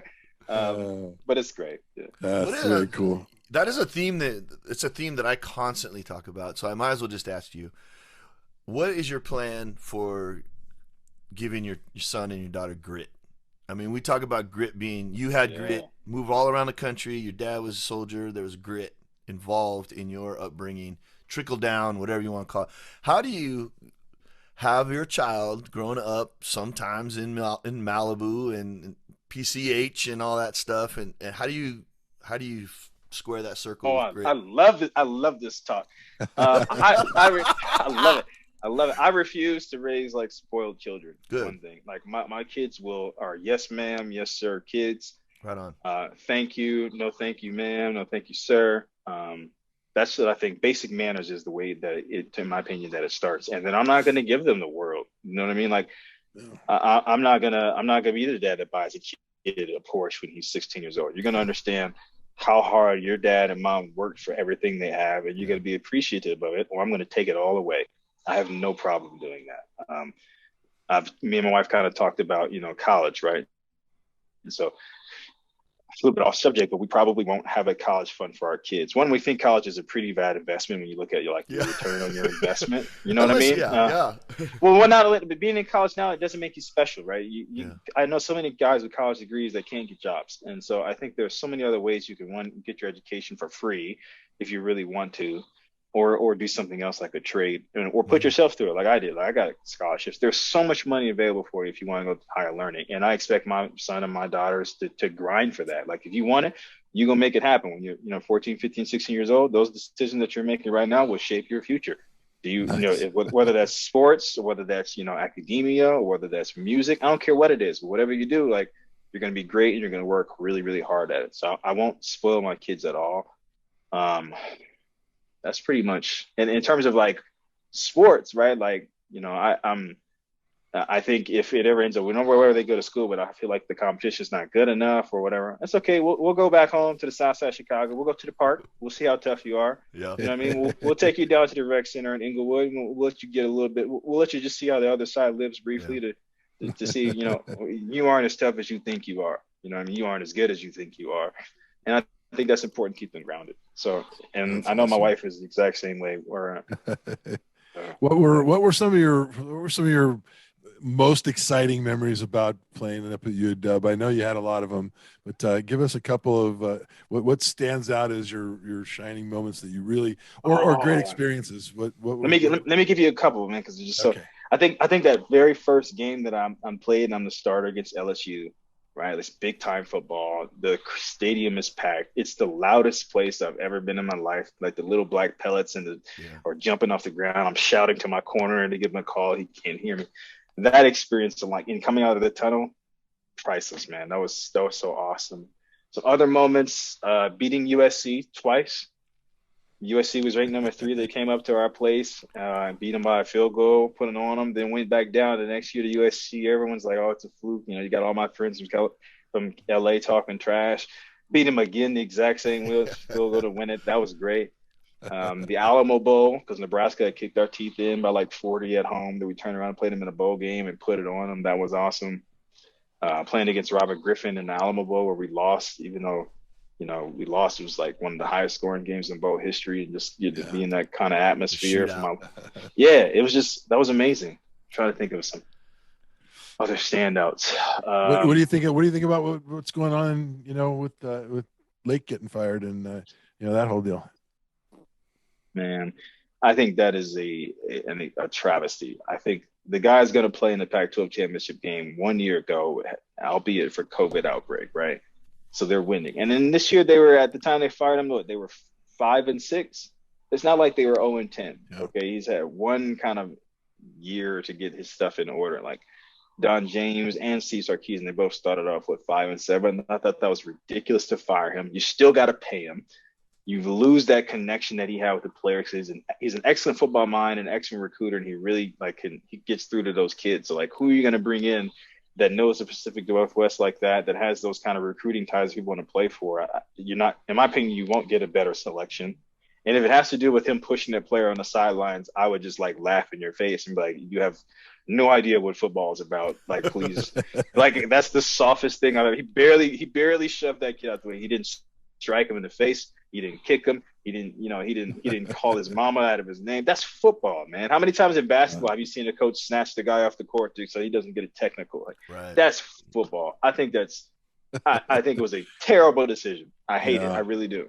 I almost got run out of a room when a woman asked me the other day about it, and I said, "Kid had a helmet on. What he's going to get hurt?" First off, that kid weighs 100 more pounds than Coach Lake. If he really wanted to hurt him, he could hurt him. That's football. He wasn't. Yeah. No. Yeah. That wasn't malicious at all. Crazy. It's scary how the game has changed. All things have changed. The way I started coaching football and the way it is now is quite different, and it's not comfortable to me. I'm not sure I can compete as a coach because I don't know that other game, the basketball, the matchup game, the passing league, all that stuff. I'm like, give me a tight end and a fullback and we'll handle it. I don't even think I could. One, I know I couldn't play at University of Washington now because their DBs are too good. They got NFL talent all over the board. But not sure if I could have played the next level as a DB just because the part of my game that makes me good, the physical aspect, the targeting, baby. I would have been out of the game immediately. You know what I mean? I'd be in the game for 10 minutes before I'm kicked out. So I'm not sure. I'm telling you, man. Yeah. I just said that's the only way I survived. You were way faster than me, and I beat the hell out of you. And there was no 5-yard bump rule when I played. And stuff. But it's a different game now. It's really interesting. I know watching guys have to change their game and try to be as physical. It's really hard. You can tell how hard guys struggle with. And it's gonna evolve to where they're used to that. Yeah. Guys are still struggling with the ability to knock the ball loose on the guy running the post pattern. Well, at least they're calling offensive targeting now. Lowering the head on offense now. How long did that take? That took 4 years before the offensive running backs had. That's where you got to play. You got to truck guys. Some of these calls for targeting or for I'm like, what did you want him to do? Just let the guy catch the ball? Yeah. Just let him cross the goal line?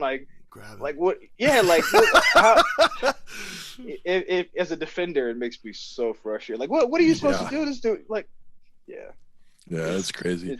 Tell us about your bucket list, man. I know you're young, but what are the things? What's the future hold? What do you still want to accomplish that might be fun and big? couple more kids. Definitely a couple more kids. I think I want to, develop a nice orthopedic practice for foot and ankle surgery. I want to be known as a really great surgeon who takes care of people.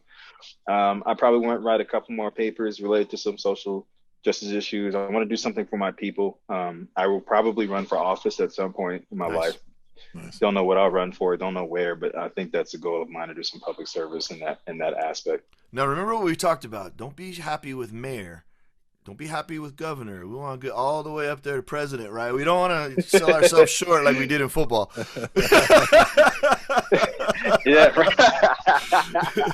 because you got to have those one step above. Possible, yeah, one step I'm above. telling you, you let us know, Greg. We'll be out passing out flyers. And dude, bumper stickers, the whole. We'll be on the campaign trail. Yeah, my kids are grown. I'm single, so I'm ready, man. You let me know. I appreciate it. Hey, you just give me some medicine. Just give me some of that socialized medicine. All those bad words. You can always get, if you need an I can count on you. Guy. I got a bone spur. I got a bone spur in my ankle. I need to talk to you about. Yeah. Send me some X-rays, man. I know, right? Send me some X-rays. Well, I'll tell you what we're gonna do. Go ahead. No, go ahead. I was about to say, I really want to be like involved with my kids as they start to get good at sports and some of those activities. I'm really looking forward to that dad life of like. Dude, you got that art gene on the other side though. You got that artist gene, the dancer gene, man. That's gonna be a beautiful thing, man. I'm looking forward to it. I got one bit of advice. If you want it, you want it. You don't have to have it. Make sure you talk to, and your wife's a daughter of a coach, so it's not going to be so terrible. But I want you to know your boy, his toughness is going to reside with his mom. However tough his mom is how tough your boy is going to be. Don't, you fight this battle as a man. You want your son to be a man. It don't matter unless the mom is holding him accountable. So I don't know if that fits, if it doesn't fit, or if that's a good piece of advice or not. But you tell your wife, do not let your boy off the hook, because that's going to impede what he's trying to do. She's pretty tough. Okay, cool. I don't mean to preach to you. I'm just saying. No, I like that. I'm going to have your son in class one of these days. I want to make sure he's squared away, What the other scary, Chuck, real quick, the scary thing that I heard, and I don't want to bog this thing down. I know we're running out of time, but the scariest thing that I heard is your method of success is work. Work works, right? And that doesn't resonate with a lot of people. That doesn't resonate with young folks. They're looking for apps. They're looking for shortcuts. They're looking for things. How are you going to serve your people, your community, excuse me, without just beating them up with that old school work ethic discussion? How do you phrase it a different way? How do you frame it a different way that I can give it to my kids and package it and say, this is really what it is, and me and you know that it's just work. Because I'm afraid it's not going to be heard. I mean, we've been saying work for 300 years. I don't. How does that? Right.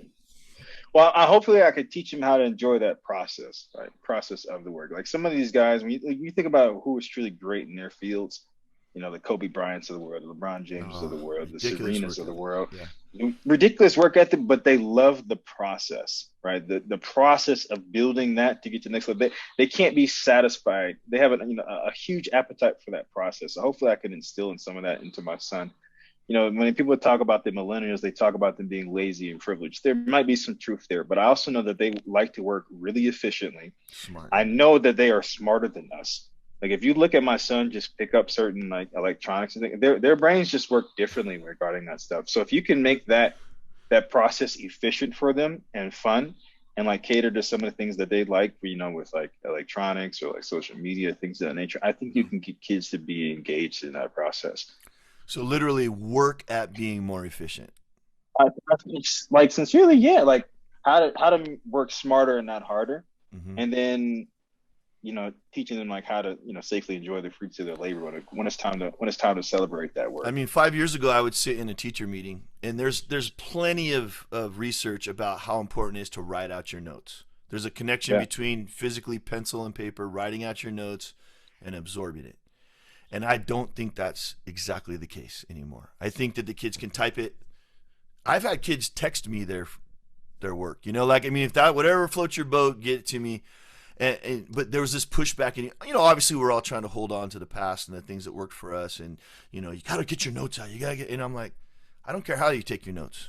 You could do a voice note if you want, voice to text if you want, whatever's Totally. gonna. The world is changing in terms of how we access and deliver information, and I don't think we should be necessarily afraid of that. Like my wife is a technical recruiter, so she puts people in tech jobs.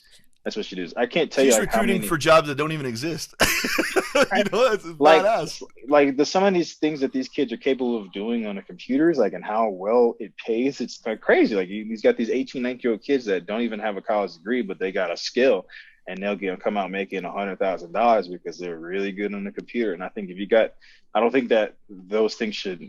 I think we should cultivate those skills in kids, not necessarily try to beat them down for it. You know what I mean? Right. True. They know what they think differently than us, and they're going to be the ones that change the world from a technological standpoint. I was talking to a seventh grader. I said, "What's your favorite Xbox game? Because it's going to be Thanksgiving break, and I need an Xbox game to play. I get one game, and when I'm done, I go back to work." And he's like, "Yeah, you need to make your own game." I'm like, "What do you mean?" He goes, "I make my own games. I build my own games." I'm like, "What are you talking about, dude?" And, he gave me some website I'm supposed to go to, and I'm supposed to learn how to code, or I don't even know. I don't even think it's coding. I was like, "Okay, cool, man. Have a happy Thanksgiving." And I was like, and you know what?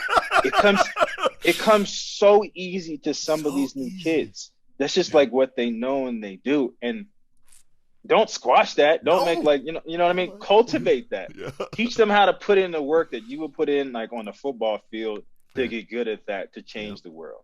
You know what I mean? I like if my son has that kind of inclination towards some of those things, I'm going to cultivate the heck out. He's going to understand that he's got to work hard for it, but he will definitely like put in, he's definitely, I won't squash those opportunities for him. I'll build them up. Right on. Awesome. Good stuff, man. That's awesome. Well, thanks a lot. We're going to jump into a couple quick flow questions, and then we're going to do a speed round, which we didn't give you any information on, which goes real quick. Ooh, it's okay. It's so you're prepared. In your head. And we got a good millennial one I think you'll be able to handle, and it'll be good. But go ahead, Tommy, jump in. All right. What are you're on the desert island. What are the 5 records you want to take with you? And I say records like an old ass man, like whatever music you would like to have on there. Oh, give me some albums. Okay, so I'm gonna change that into albums. Okay, thank you. Beautiful. Yeah, so I'll probably do 50 Cent's "Get Rich or Die Trying."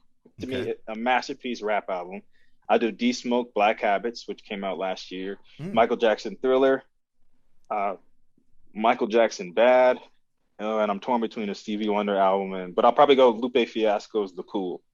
All right. Those are the records. Well, you can bring Stevie if you want. Yeah, and Intervisions always works on everybody's list. My uncle gave me Intervisions by Stevie Wonder when I had my confirmation, and literally it changed my mind on life a little bit. I was like, "Oh shit," that's what he said. I'd listen to that shit over and over and over, going, "That's what he's talking about." Oh man, I mean, it's just it's funny because everybody has some one or two that resonate with Tommy and I. So Stevie Wonder is a good one. Think how awesome it would be in high school for the kids to have that class. All right, let's listen to Stevie Wonder. I don't know who that is. Well, now you're gonna find out. How badass would that? Or any, there's thousands of records. I mean, it would be the greatest class of the kids' day. It would be the highlight of their day, wouldn't it? Totally. Totally. And let me play some Willie Nelson. All those samples would be used again for new R&B and new rap albums. How about that? How about? I mean, I was the Beastie Boys generation. I mean, that's all they did was 842 samples on one album. It was amazing. All right. Who is one person that made an impact on your life that doesn't know it? Doesn't know it. Doesn't know it. That's the key part. Yeah, maybe you do a good job of telling everybody how you feel. Doesn't know. I'm trying to think of people like that aren't, because I like to tell people that I know that I appreciate it and all that jazz. But probably LeBron James if it's people that I don't know. Oh, interesting. LeBron James is my favorite athlete of all time, not just because of his skills, but like what he has done. Why does he take a beat down, Doc? I don't know what. I think it's because people are like so like nut huggy to Michael that they just can't like consider somebody else maybe like an equal or something like that. But LeBron James, he doesn't in my get opinion, a DUI. He doesn't get in trouble. He's the greatest American sports story that has ever existed, in my opinion. He came from nothing. He had no father, came from the bottom, got really good at basketball, was never in trouble as a kid, incredibly focused, told he was going to be the greatest next thing, and then became the greatest the next thing. Beautiful family, No one in his family has ever done anything, wrong. He grew up with a circle of 5 friends. They're Right. all millionaires. All of his friends that he was close with growing up, they're all successful in their own right, and they're millionaires. Find me another example of where you could say 6 friends that grew up in the hood became millionaires, but never had any problems. Right. He's built a school. He's put through kids through college. He's committed to like in terms of getting prisoners their rights to vote again, voter registration reform. The dude is a superhero. Like, he's the closest thing to a superhero that I can think of. But it's just in terms of how he can have that balance between his being excellent at his craft, being an excellent man in his community, being a Renaissance man, acting, producing things. I like that idea of me trying to do something on a very, very small level. You know what I mean? So he's probably had a pretty good influence on my life. I'm gonna DM LeBron and send him this podcast and see what he Oh, thinks. that'd be great. Holla at me, LeBron. I've never seen LeBron James play live. I went to the Laker game last year. Oh. No, I guess it's 2 years ago at Staples Center. Yeah. I was fortunate enough to get 5th row tickets. 5th row. I'm with my father-in-law, my sister-in-law, and my wife. And it's the one game all year he didn't play. Oh, wow. I almost cried. I was so hurt. The world is the universe is a funny Man, place, man. I'm telling you. All right, what's one thing that every young person should know? The decisions you make today shape your future, whether you want them to or not. And that's in every aspect of whatever it is you do, whether that's you decided instead of studying, you play video games, or instead of going out and getting your push-ups and your sit-ups in and running a mile, you didn't do that. Whatever you do is going to shape your future, for good or for worse. Right on. Awesome. What would you like to be known for in 50 years?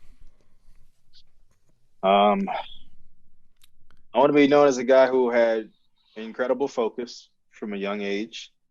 I want to be known as a guy, whatever it is, I just want them to describe me as great. I want them to say I was a great man of God. I was a great husband. I was a great dad.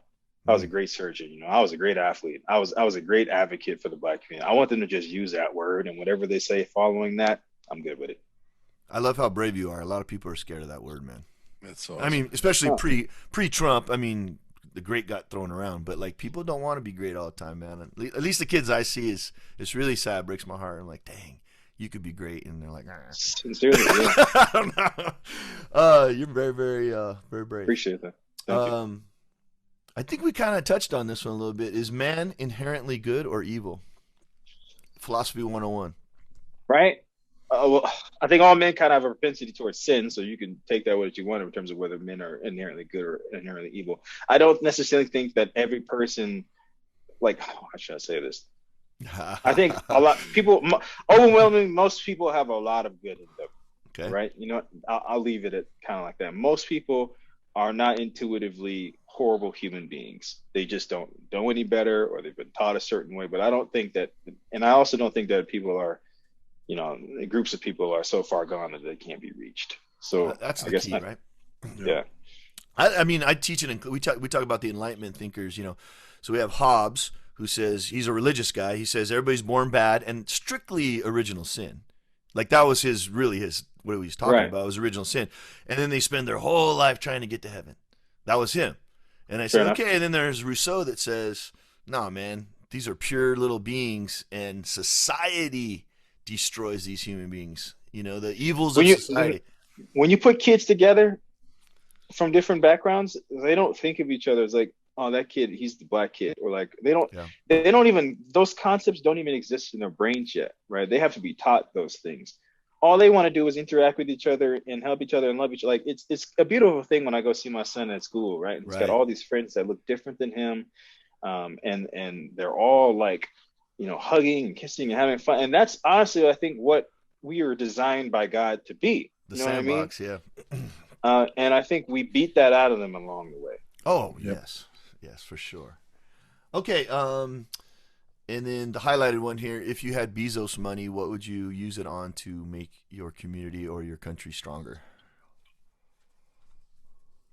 Bezos money, man. Bezos money. And you weren't going to keep it like him. You were going to give it all away. Yeah, I'm certainly not going I'm not going to space, so I have no desire to do That's a big waste of time, isn't it? It's a big waste of time, like, whatever. I think I would probably give a lot of money to historically Black colleges and universities. I think over the last, 100 years, those programs have fallen apart. I think if I give money to them and encourage students to go there, we train Black professionals to go out and we change the world. And, growing up, I was kind of not torn, but I used to think that like, oh, the real world is not like that. Why would I send my children to just an all Black institution? But I think that's the only opportunity that they'll have in their entire lives with the United States, where everyone around them is Black. Their classmates are Black. The teachers are Black. Yep. So the professors are Black. Admin, everybody. The president's admin is Black, and they're all trying to better themselves in life. They're all trying to be excellent. You know what I mean? And I think that's a really unique thing in the country. You don't have that everywhere, where all you see around you is excellent, really smart, really talented Black people. And I think that cultivates something amazing. And they go out, and these people, they change the world. So I would have them offer, I would give them so that every kid who goes there, every Black kid who goes there, they're on scholarship, so they can graduate with no debt. I think after that, I would probably ramp up affordable and supportive housing. I think homelessness is a huge problem, particularly in the Black communities. If we can figure out, and I don't like that the notion of like, that's nice. It's a tough problem, but just you can't come live in my backyard. I hate that. I think if we really want to get to the root of homelessness, everyone has to care. Everyone's got to give a shit about it. Yeah. And I think if we could find a way to take, to find people affordable housing and make them like self-sustained, I think we can make some headway into that problem. That's probably where I would start with that money. Did you just off topic? Did you get approached by historically Black colleges in your recruiting process before you chose? See, that's a wild deal. Not one time. I got recruited. You are the guy. You are the dude. Like that. You would have been the MVP. I appreciate it. Thank you. Not that Washington is a step down. I just mean they couldn't find you or something. They didn't know where you were. Yeah, totally. That's crazy. And I think, I wish that would have been the case. I would have probably still gone and watched, but I think that's something to consider now. Like, I know there's a lot of like high profile athletes now who are all kind of like talking about potentially going to HBCUs and like changing that dynamic there. I think guys like Deion Sanders, man, I love what he's doing as a coach. I love every time he comes out with a new video. I'm like, I love that he said that kind of stuff. But he's going to get snatched up by some traditional college. He's not going to do his career. That's the shame of it. Like we got to make that real. Maybe, but let's say he gets 10. Next year he gets 10. Top 100 recruits. Yeah. You never know. You don't want to leave. And especially. And they start beating the crap out of people. 2 or 3 years in, they go play some real programs, and they go put it on in USC, or they go put it on Alabama or something like that. And now you're talking, and now you build that up. You know what I mean? I don't think that that's out of the realm of possibility, where he could just go down there and get a program started, and next thing you know, he's like the Don James of the HBCUs. There you go. And then you start something different. Right. Something special. One of the things over the course of my last, I've been the head coach at Pioneer High School. I just retired in 2019 after 30 years. And one of the things we used all the time is think like champions, play like champions, study like champions, and I hear that mentality from you in almost everything you speak about, Greg. And that's, and when you ask. It was such a pleasure meeting you, man. I hope I run across you as well.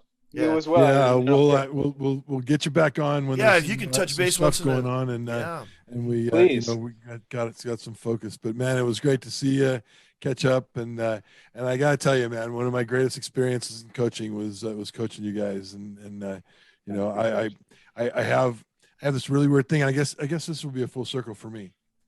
When we played out at our last game, out in the freezing cold, out at Nordhoff. Yeah. And we went back in that locker room at halftime, and I ripped the team harder than I think I've ever ripped a team at halftime, and came back out, and we just didn't play well, and we finished. And from that day forth, I was like, you know what? I fucking was too hard on those guys. I should have loved them up a little bit more. And it made me a way better coach down the road because of that moment. And I've thought about that. I don't think I've talked to anybody since then about that until now with you. So there you go. But what a great experience. He was apologizing to you. I'm pretty sure he was apologizing. Love coaching those guys.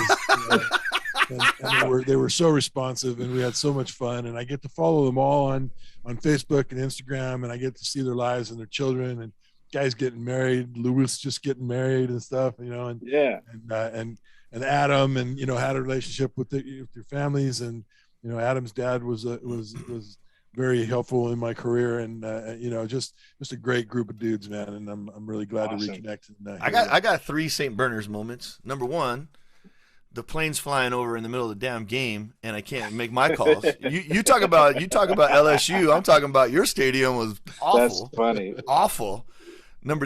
I think I have 4 things. Number 2, freaking guy falling down on the steps walking into the game on my team almost had to sit out the damn game because you had to walk down those steps to get to the stadium. Yeah. You know, you fucking boom, took a digger. Number 3, you guys had this is in '87, for God's sakes, my senior year. You guys had an all CIF offensive lineman. I'm talking 365 pounds. Chuck, you probably remember this. He played the damn trumpet in his full pads for the national anthem, and then he went out and played football. I'm like, this is fantastic. That's awesome. And the thing that drove me the most bananas about going to St. Bernard's was the damn corner of the end zone that went into the freaking track. You know, because I was a safety, but I didn't come out on goal line. Because I had long arms. I was a press cover guy on the side, and I press covered, and I freaking. Next thing you know, I'm on the track. I'm like, what the hell's going on here? You know, get you. You guys must have broke all kinds of 400-meter records over there, because it was really 380 meters or some shit like that. I think the girls had like the national record for a long time. Actually, I really think so. But it wasn't real. It wasn't really 400 yards. I know. I don't know what you're talking about. All right, man. Well, thank you for your time, man. I appreciate it, love. Coach. You know, I just before I leave, Coach, I also want to say that you were super influential in my development as a young man and as a ball player. And I know all my teammates, we loved having you as our coach. And I'm not sure if we ever got the opportunity to say thank you for like everything that you brought, everything that you taught us, just growth and development as ball players and as men. So I appreciate it very much. I appreciate that. It's man. great. It's great catching up with you. I second it. Right, awesome. Well, we'll be back in touch again, and we'll check in and please do. Awesome. Send me the link, and I'll send it up, to UW and let that kind of disperse there. Yeah. We'll do, man. All right, if you have any pictures and stuff that you want to send, or on that one-page document is like books, podcasts that you recommend, movie, whatever you want to kind of put it in the card and give people an option. Hey, man, I like this guy. What's he all about? The book you were speaking of. New Jim Crow, stuff like that. We can put it on there. Yeah. Awesome. All right, man. Totally. Cool. We'll do. All right, man. Well, love to your family, man, and tell them all that we send our best, and let everybody know we were glad to get a chance to chop it up and spend some time, man. Have a great week, and you too. Happy Thanksgiving. Man. Happy Thanksgiving. Right, you too. Take care. And now a word from the content creator. We wanted to thank you for supporting us by watching our videos.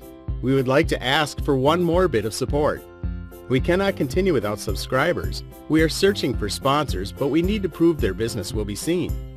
If you get any value in our videos, please consider subscribing. For those of you super fans who have already subscribed, please hit the like and leave a comment. We need those thumbs up to get the video to new folks. We need the comments to point us in the direction that will interest you. You've been with us from the start. We are in your debt. And if we don't get any sponsors, we are going to be in debt. Peace and love, Chuck and Tommy G.